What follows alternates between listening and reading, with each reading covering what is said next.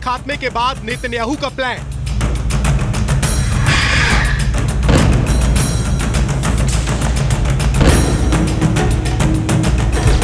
Iran बनेगा Netanyahu का अगला टारगेट। फारस की खाड़ी में जंग का नया मोर्चा।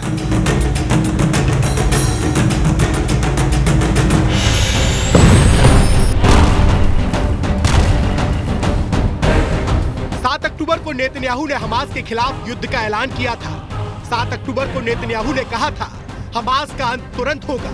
1 महीने के भीतर नेतन्याहू अपने लक्ष्य के करीब पहुंच गए हैं। जमीन से लेकर पाताल तक बने हमास के ठिकानों तक इजराइल की सेना पहुंच चुकी है।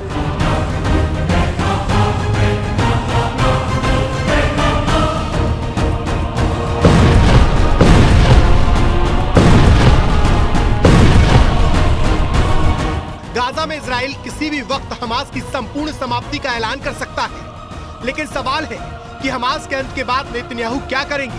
क्या हमास के अंत के साथ ही इजराइल का युद्ध समाप्त हो जाएगा? इसका जवाब सीधे सीधे देना आसान नहीं है, क्योंकि अमेरिका और इजराइल ने जमीन से लेकर समंदर और आसमान में जो तैयारियां कर रखी हैं, वो सिर्फ और सिर्फ हमास के लिए नहीं है। फारस की खाड़ी में अमेरिका ने अपनी परमाणु पनडुब्बी यूएसएस फ्लोरिडा तैनात कर दी है। अमेरिका की ओहियो क्लास सबमरीन परमाणु ऊर्जा से चलने में सक्षम है। हालांकि अमेरिका ने दावा किया है कि वो इस पनडुब्बी में परमाणु हथियार नहीं रखता।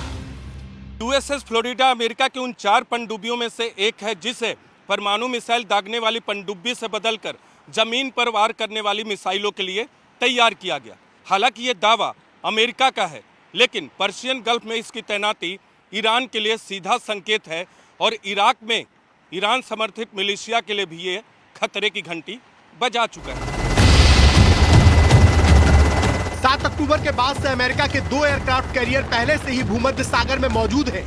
युद्ध के बीच लाल सागर में अमेरिकी नेवी के डिस्ट्रॉयर लगातार अपनी मौजूदगी दर्ज करवा रहे हैं। इजराइल पर यमन की ओर से हूथियों के हमले के खिलाफ लगातार ढाल का काम कर रहे हैं। लेकिन अब फारस की खाड़ी में परमाणु पनडुब्बी की तैनाती ने पूरे इलाके में टेंशन बढ़ा दी है। दावा तो यही किया जा रहा है कि अमेरिका की परमाणु पनडुब्बी की तैनाती ईरान को मैसेज देने के लिए की गई है, क्योंकि पर्शियन यमन गल्फ में अगर कोई अमेरिका और इजराइल का इकलौता दुश्मन है तो वो ईरान।